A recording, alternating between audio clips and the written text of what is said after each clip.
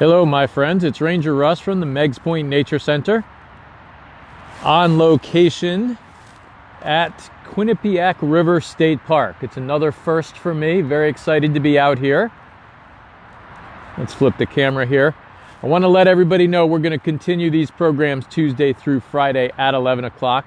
I want to give a special shout out to Emily for her program yesterday.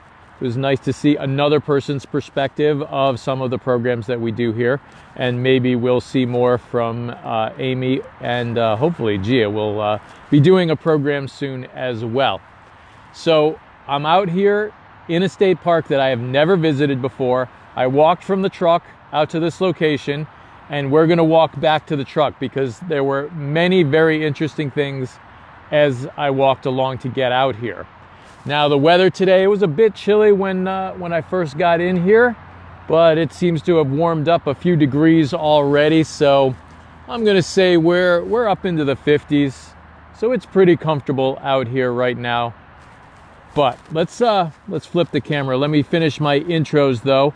I want to let everybody know that you can see the past videos on Meigs Point Nature Center's YouTube channel, and please subscribe to that. You can also go to our website, meigspointnaturecenter.org, and visit the Virtual Learning Center for additional content. So if you don't see any content up there right away, or the videos take a little while, it's because we have a lot of volunteers that are doing this, and I want to thank all the volunteers for the hours that they put in to each video, collecting it, putting it up on the website or on YouTube, the YouTube channel, and then tagging it and putting the additional content, finding the additional content and putting it up there. So I'm very grateful to the volunteers that we have. The Friends of Hammonasset put out a message. I think they sent it out through their constant contact list, but they were letting people know that there are some things that we're looking for donations in this season of giving, and if somebody's cleaning out an attic or a basement and find some things that the Nature Center might use, we would appreciate them. I want to say, I don't know when it went out, but the past 3 days, the first day we had somebody drop something off, which was really cool. And then yesterday, I think we had 4 people drop off supplies that we can use. So very grateful to the Friends of Hammonasset and to the people that have been dropping things off at the Nature Center. So again, please continue to put up where you're messaging from. I see my mom in Uncasville. I see Clinton and Guilford. So very excited to have everybody tuning in. Now we're starting out looking at a marshy area here, and you can see the cars going by. That is Route 15 right there, the Wilbur Cross Parkway. And you can see that the trees, that one there is already fallen over. There's a beautiful dead right there, dead tree. We would call that a den tree. That is great habitat for wildlife. You can see all of the woodpecker holes in it, probably loaded with insects in the summer. Well, they're still in there in the winter. They're just hiding up in the gaps in the holes. This tree there, that broke off, so that one's not going to survive. There's a couple of, what are those? They look like red maples there. Again, probably won't survive. Red maples like wet ground, but this is a bit too wet. So even trees that like that those wet feet, they're not going to want to be submerged like this tree is here. So again, this is a runoff area. So we do get runoff from the Route 15 up there, but that's not where most of this water comes from. And we're going to look at that. Again, this is the Quinnipiac River State Park. So when we get over, you'll see most of this water is coming from the Quinnipiac River. Now I want to show you also, look at this. There's a sycamore tree. The entire center of that tree is gone. This tree is not dead. All right, now Bob Kukta, my tree expert, who I call on for all my questions about trees, explained that the tree doesn't need the center. Look at how big this is. It's probably 2 feet across inside that opening in there. The tree doesn't need that center heartwood to stand. The structure, it's like a pipe, is on the outside, and this is still a firm, very strong, alive structure. The heartwood is dead. Not a lot of use of that wood. It does transport water, but most of the nutrient and water transport happens in the outer layers of the tree. So this tree is able to live. Now, it's not going to live long like that because it does look like there's rot inside, and that will continue to work its way outside, and eventually the size of the tree, that outer structure just isn't going to be able to hold it. Also, with that big gap there, you can see that is compromising the structure of this tree. Okay. Now, if this tree were near a public area, right near a trail or a picnic area, we would probably go in and cut it down. But we're pretty far out from any picnic areas, and I'll show you why. So first of all, this area was a residential area at one time. So as we walk back through the park, we're going to see signs of habitation. In the 1920s, people started to put summer houses along the Quinnipiac River. And at that time, there was not a lot of issue with flooding. They would have nuisance flooding, it was called. So not really a big deal. But over time, that changed. And I'll talk more about that as we get further along. Now, I came out here off of the trail. The trail's just over there, because this looked like a great place maybe to find signs of owls. And I poked around here a little bit before I started, did not find any signs of owls. Again, I would be looking for whitewash on the ground and then maybe some owl pellets. So that's what I'm looking for when I talk about signs of owls. But what I did find over here looks like some fresh digging. Now, this is a big hole, so skunks like to dig. They'll dig for their food. This does not look like a skunk. This is way too big for a skunk. And also, there's a hole over there.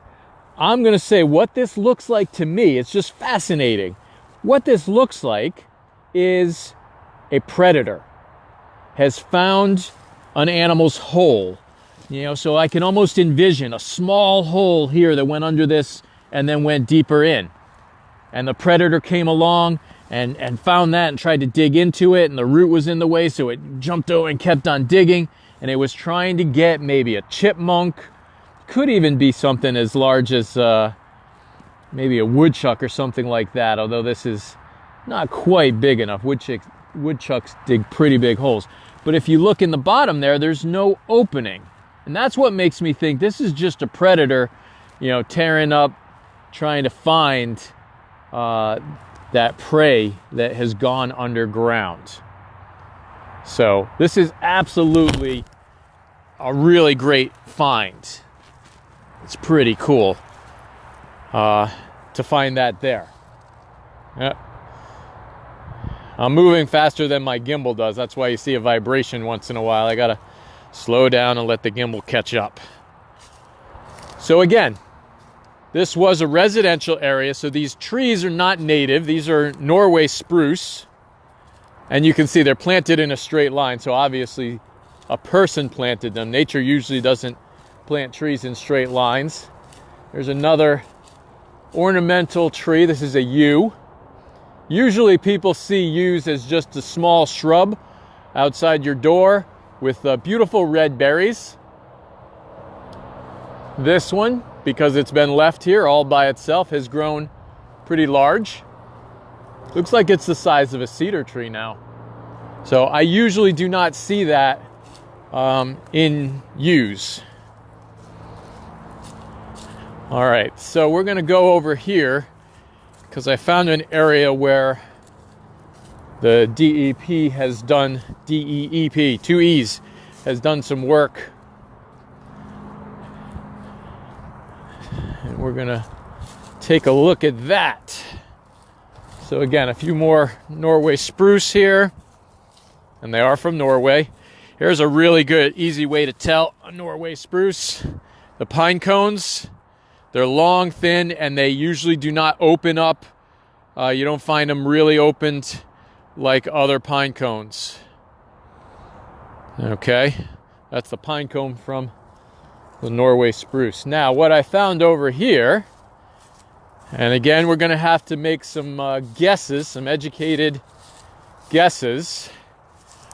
There's a pretty large, substantial fence around some cedars. And there's another area over there. You can see there's a fence around those cedars. And then there was an area over there with the fence around it. So what I believe is going on, and it may be the DEEP or it may be volunteers. There are lots of volunteer organizations like Connecticut Forest and Park Association that will help maintain trails and habitat. So what this looks like to me is they've fenced off to protect these cedar trees and get, ooh, and what is this? This is not a Norway. It's another kind of spruce. Is that a blue? It looks like a blue spruce. Blue spruce are not always blue. Actually, you really have to hybridize them to get them to be blue all the time. But the cedars are a great thing. They should be growing out in this area. And I think that the fence is to keep the deer from eating the cedars. So let me take a quick second, see if we've got some questions. One just went by there. Let me scroll back a little bit. See many hollow trees lately. Animals must be having a field day. Hollow trees are generally considered, it's not a catastrophe. Unless an entire area of trees, every tree in an area is dying off, it's not a bad thing to have a hollow tree here or there. So any other questions? Oh, East Haven, right around the corner.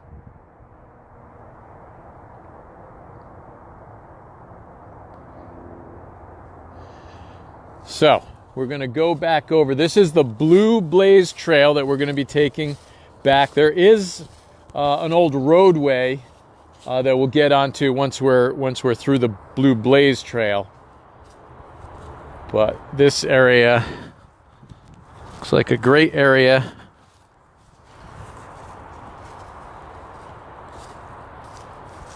to walk. So this is a riparian habitat. Riparian just means along a river. And it could mean a river or a lake. So a lake bank, lake or river bank, is a riparian habitat. So I'm looking for some of those signs. Well, there's a sign that this was people's houses. This ivy, there we go. There's ivy growing on the tree. That's not poison ivy, that's ornamental ivy. So not something that we would expect there. We are at Quinnipiac River State Park. It's actually a brand new park to me. The Quinnipiac River is between, so I found a couple of different things. I think it's like 45.5 miles long. There's another sign that humans were here. Whole bunch of bricks right on the bank. It looks like this may have been like a brick wall or something, and the tree has grown and is just grabbed onto those bricks. Trees are not gonna, there's more over there. Look at that. You can see bricks on the bank there, and wrapped under those roots, tree's not gonna let the few bricks get in its way. It wants to grow there, it's gonna grow there.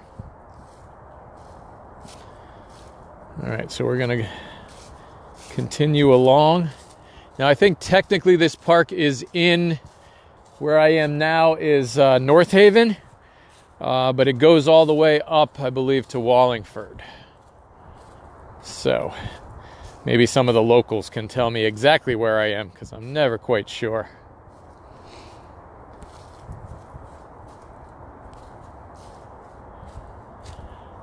All right, let's see what else, other signs. There are going to be more signs of habitation by people. More Norway, look at the size of that Norway. I don't know if you can see it. Way in the back off the trail there is a really thick, not very tall Norway spruce. I grew up with some Norway spruce behind my house. They grow really tall, pretty thin, and a very defined shape to them. And they get a lot of dangling branches. The tips of the branches start to point downward. Well, let's continue along the river. So that is the Quinnipiac River we're walking along. And again, 45 and a half miles, I think, is what I found. So this park is about 913, I think, specifically, 913 acres. And it was created in 1948. It was given over to the Park and Forest Commission from the Department of Transportation after they finished the Wilbur Cross Parkway, Route 15, which is where we started over there. This land was left over, so they gave it over to the Parks Commission. Now again, in the 20s, people started settling here, and there were about 36 houses in this low, flat river plain that we're walking through. So as you look across this whole area, there were houses. And again, there were nuisance flooding. They said nothing major. But as development continued upstream, so when you put in roads and parking lots and buildings, you get impermeable surfaces, you get greater runoff, you get higher river levels, and the flooding became worse and worse. And till the point that in the 1970s, they just decided there was nothing they could do to control the flooding. So they decided that they would move the people out. I think they purchased the land, or eminent domain did, or somehow they acquired it. Here's a bit of a brick wall here, or a stone wall there. So that's a sign that people were here as well. I think I walked by. There was a fence. I was distracted by the Norway spruce there, but there was a section of a fence. Here's a bit of more of that brick. This looks like stone. This looks like a foundation. Again, these were summer cottages, so they didn't need a lot of structure. All right, let's continue along here. So this is one of those things that I'm always excited to hear, you know, when DOT has land and they give it over to parks to preserve it. That's always nice to see. Here's another invasive here. We've got some Japanese knotweed. So you've seen me do programs on Japanese knotweed, not specifically, but where I've encountered it. And here's what it looks like in the winter. Does look kind of like bamboo, but it is not a bamboo. And then some trees coming down, and again, this is going to happen because of the amount of flooding that we get in this area. You can see this whole area floods pretty regularly. I'll try and show you some more signs of that. That looks like another invasive. It looks like, is that Forsythia? Not quite exactly like Forsythia, so I'm not sure. All right, I do see some tracks on the ground, mountain bikes. So I think some people like to ride along this trail as well. If anyone has any questions, you can put them up at any time.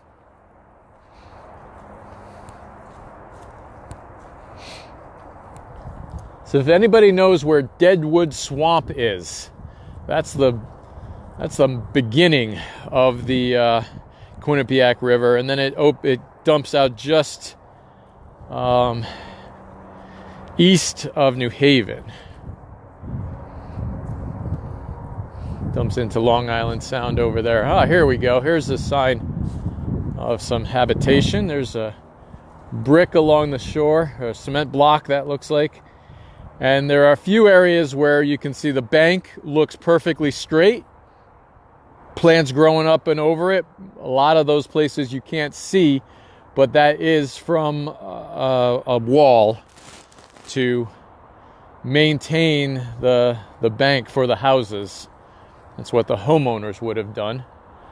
And here we have a cedar. There's a big cedar. It's like a lot of damage to it up high though.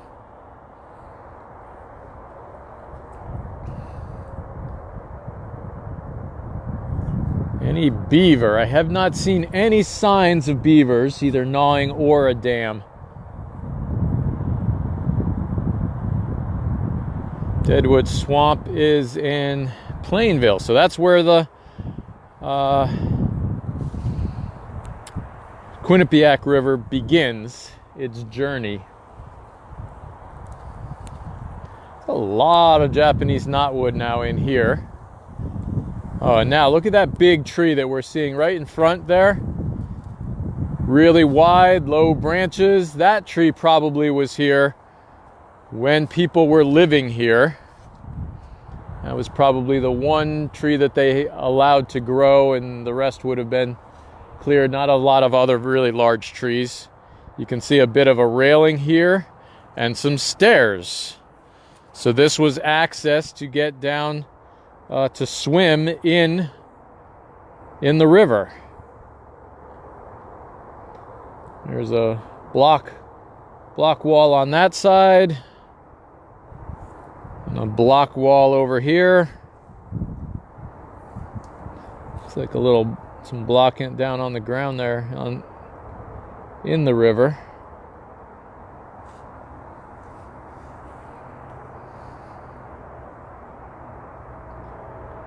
Very cool. So this area has been designated as an important bird area by Audubon. Just means that there are lots of birds that find this area valuable. It's a valuable area to preserve. That is a giant. Oh, what do we have here? What kind of oak is this? It's a red or a black?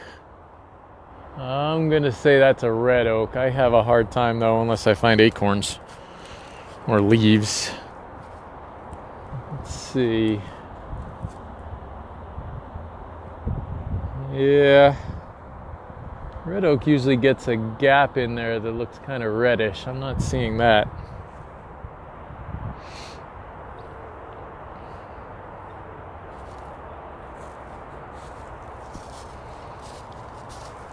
So aside from being an important bird area, at one point, and it was many years ago, the mouth of the Quinnipiac River had the largest population of muskrats in Connecticut. Just found that little tidbit there when I was looking up the park. Largest population of muskrats. So as we walk along, you can see there's the blaze there. This is the Blue Blaze Trail. Seeing a lot of invasives. Again, this was a cleared area for people. So when people leave an area, it's usually invasives that take a foothold there after it's been mowed and left cleared for many years.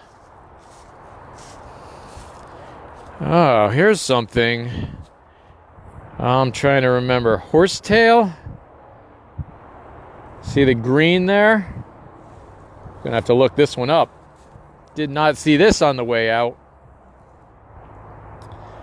I have seen this before. I don't know that I've seen it in Connecticut. I know I've seen it in Vermont. But I think that's horsetail. We'll look that up and let you know.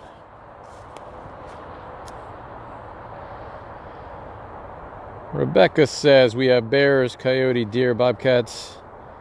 that use the Quinnipiac to travel through our neighborhood. Rivers do make an excellent corridor. If they're left undisturbed on the banks of the river, that's an excellent corridor for wildlife to travel up and down. Now, if the rivers are like this river, there's an interesting thing. Take a look at this. Well, let me finish the thought. These rivers really do make excellent corridors. People don't usually build right up against the river because of that flooding and erosion, which is actually what we're looking at right here. So if you leave that undisturbed area, that's where you're going to get wildlife passing through. So that'd be a great place to put out a game cam, is along a trail that goes along a river. Animals don't want to go swimming in the winter, so they're going to travel up and down the river, and if they need to cross, it'll be usually in shallows. All right, so if we look here, hello from Hungary. That's cool. If you look right there, you can see a deep erosion. All right, so there's a bend in the river up here. Oh, and look, you can see those brick walls. We were just looking at the stairway. But as the river flows down, it's going to build up some speed. It's going to hit the bank right here and erode the bank out. And then it creates a swirl. It's probably pretty deep right there. From that, there's a really nice big cherry tree here that we're walking past.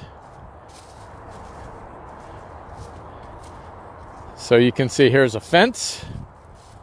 So we would have been walking into someone's yard, from one yard to the other, past this fence. And this probably, the water, ooh, look, you can see it out there. This is a deep erosion because of that bend in the river.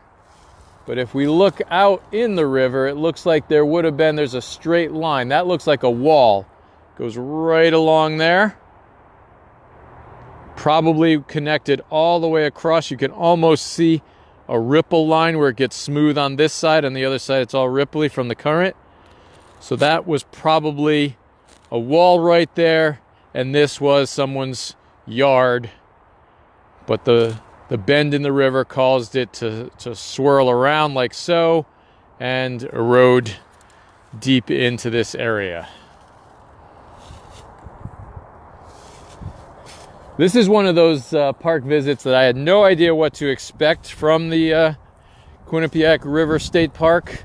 Being right along Route 15, I was a little hesitant. I thought there may be some development. I knew that there were people that lived here. So there's another sign. Someone's lived there. A tree just grew right around it. Here you can see some retaining walls. So obviously from the 20s to the 70s, when this area was abandoned, they were really struggling to keep the bank intact. So it looks like they built this concrete wall, and then they had to drive in. That looks like a railroad rail right there. Look at that. So they drove that in to try and hold the bank. Oh, I'm going too fast for my gimbal again. And there's another one there. Just trying to hold the bank there. Looks like some steel down there as well. Now look how straight this bank is right in this area. Now the other bank, nobody tried to hold that in, so that's a gradual bank. And with a bank like that, if you look at the low depressions and the low bank, that's going to allow the river to move, and the river wants to move. It's not going to flow the same place all the time.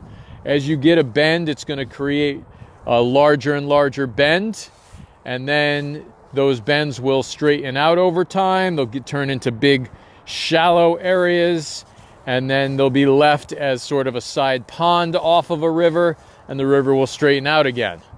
So that's what a river wants to do. It wants to constantly be changing the habitat. To be going from a fast-moving, shallow, high-banked river.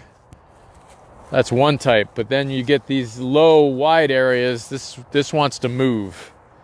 The river wants to be able to go out. All right, any questions?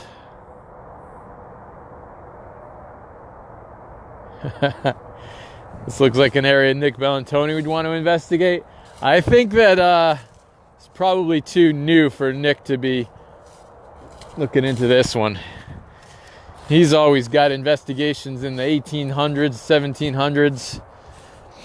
So 1600s, even earlier. All right. Now we've got a tag here. 129. Not sure what that's for.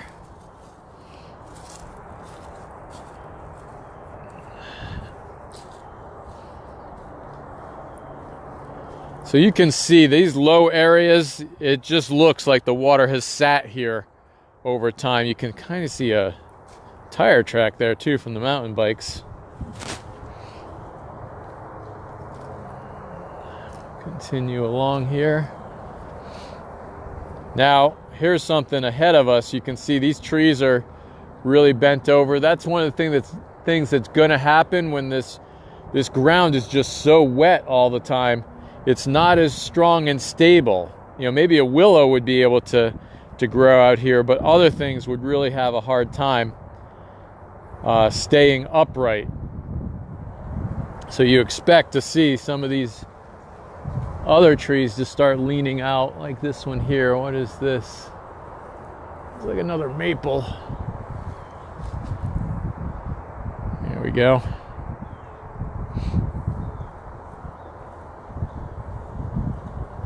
And then these are starting to lean out here as well. All right, where'd the trail go? There's the blazes. I see the blazes again. So yeah, another way that you can tell that this area floods or is underwater a lot, if you look behind me here, there are no leaves. All the leaves got washed away.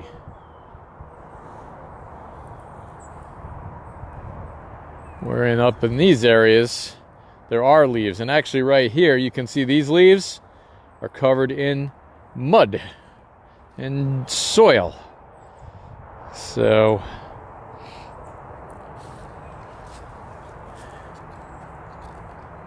oh, there we go. Bumped my own gimbal. All right, let's keep going here and see what other things we can find as we go. Here's another fence. Lots of fencing.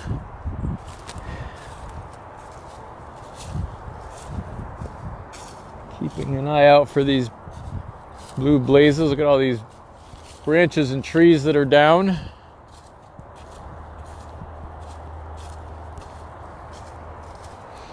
So if you can imagine back at that time, now look at this bank here.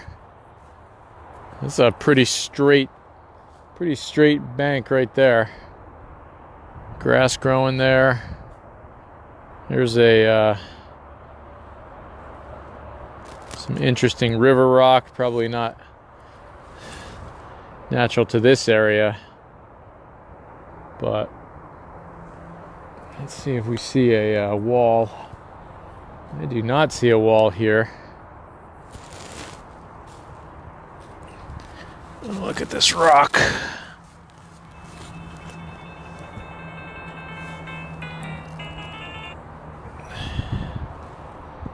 There are some brick here too, so this area was definitely a residential area. But if you can imagine, back in the 30s or the 40s, small cottages along the river here, this nice flat plain, which now I would say is probably a floodplain, but then was not. Again, it's not necessarily sea level rise that's affecting here, or it's not sea level rise that affects here. This is going to be caused from development upstream. And as more and more people build walls along the banks like we had here, that's going to mean the water gets tighter and tighter. And when you get a strong rain, you're going to get flooding. And the more you develop and the more you try and control the river, the more flooding you're going to get.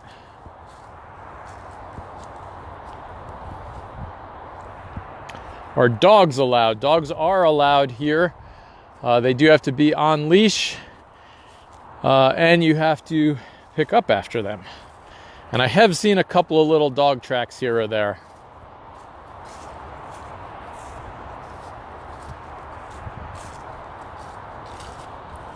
All right, so we're getting closer.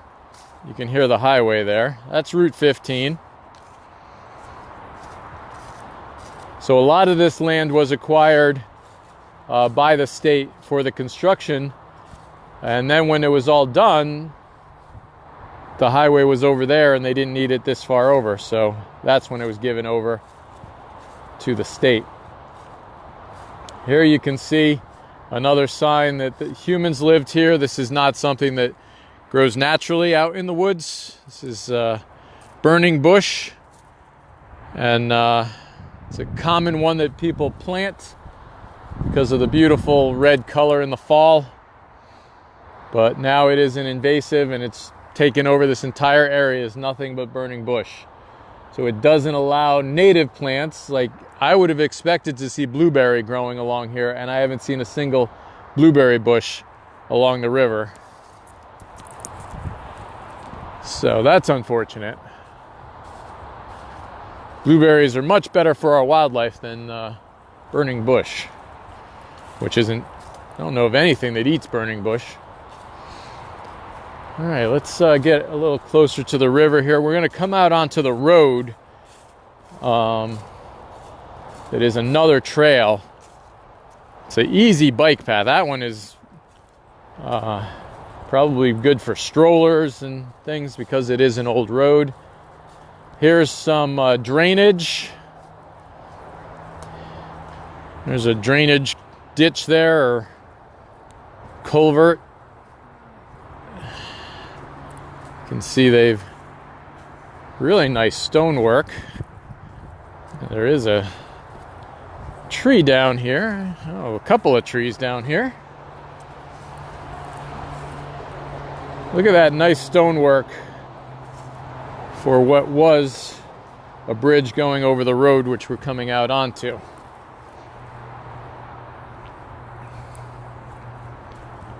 All right, so we're coming up. There's more Japanese knotweed. You can see a really awesome place to sit, except for all those cars driving by. It is a bit loud. So the area that's draining looks like just a low area between what would have been a road here to access those summer cottages and Route 15. You created this low area which developed, filled in with water, which I believe is connected to where we started. And they're trying to drain it out into the Quinnipiac River through this little bridgeway here.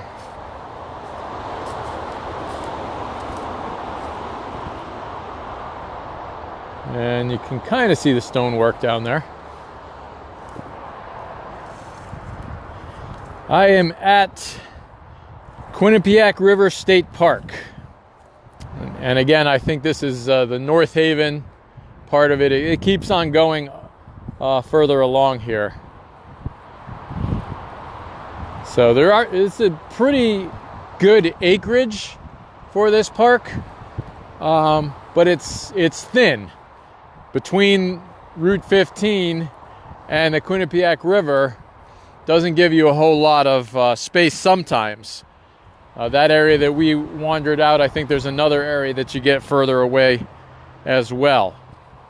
So, you know, you've got a little over 900 acres here, and the path I forget how long the trail is. I think they said, I want to say 13 miles of trails. That's probably the road and the Blue Trail combined. But I believe that's what I read.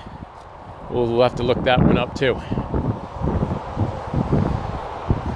All right, does anyone have any questions? I hope you enjoyed this walk along here. Now, I always want to talk about why I want to come back to this park. So first of all, this is winter, so I'm not seeing the growth. It looks like a lot of beautiful wildflowers would have been on the sides right here. So that's one reason to come back in the summer. But the reason I really want to come back here is I would love to drop a canoe in way upstream and just canoe all the way down, do like 12-mile nice canoe trip, kayaking down the Quinnipiac River. At one point, the Quinnipiac River was extremely polluted, and they decided that they really needed to clean it up. So they passed an ordinance that one of the upper towns was no longer allowed to dump into the river. And the reason that they did that was because 1914, the state health department said there's virtually no fish left in the Quinnipiac River. And towns were allowed to dump their raw sewage directly into the river. So they passed a bill. Water Pollution Control Act was passed. That was years later, 1972. And speaking of which, and that forced one of the towns up above to build the second water treatment plant in the state of Connecticut. And it was because the Quinnipiac River was so polluted. But from 1972 into the 80s, just about 10 or so years, the amount of copper that was found in this river dropped by 70%.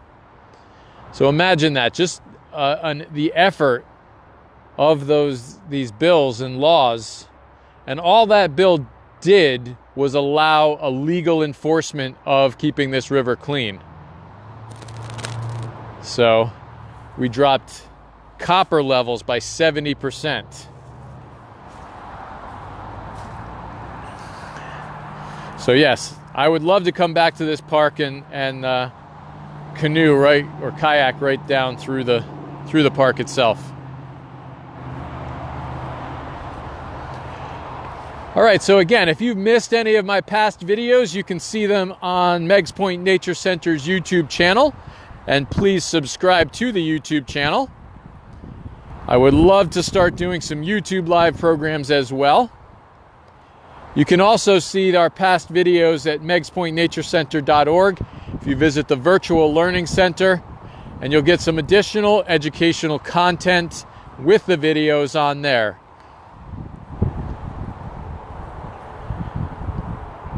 Let's see, we have a question. Do you know what the name of the park/river means in the Native American language? I did know Quinnipiac, and now I do not remember it. And it's actually not, we butcher the pronunciation as well. So the Connecticut River meant long tidal river. And I think that I heard that Quinnipiac, and I'm trying to pronounce it correctly, was also a butchered version of Connecticut. So it might mean tidal river as well. But if anybody knows, I'll look that up. We can look that up and let you know what it means. But there was a tribe called the Quinnipiacs. Now, I'll say, and I agree with Nick completely when he talked about the fact that tribes were a European contrivancy. Absolutely. The Quinnipiacs and the Hammonassids, they were one nation or one group, loose nation, I would say. And the only reason that they were separated was because Europeans would not be able to conquer. If everybody that lived here was united, they would have outnumbered. So they would have separated the people that lived here by where they lived. So they tribalized them by giving them a location, and then they would trade with one group but not another group, and to try and create more division and separation, and divide and conquer all day long. So, all right, I could do a whole talk on Native Americans and how much they got screwed, I guess is the word.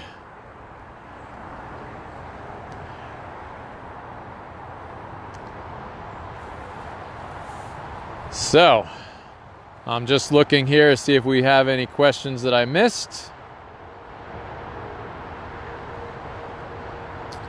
Betty said, done a portion of this trail. That's cool.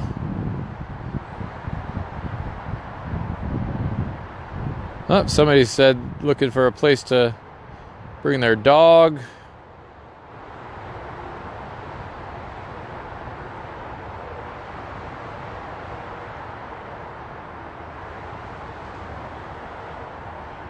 All right, I think I've got most of everyone's questions. So again, I will continue to do these programs Tuesday through Friday at 11 o'clock. Hope that you can continue to join us. Please let your friends know. We'll try and get more people following us on Facebook, liking us on Facebook, more people subscribing to our YouTube channel. And until next week, so next Tuesday, I'll see everyone again at 11 o'clock. Thank you for watching. This is Ranger Russ signing off from Quinnipiac River State Park.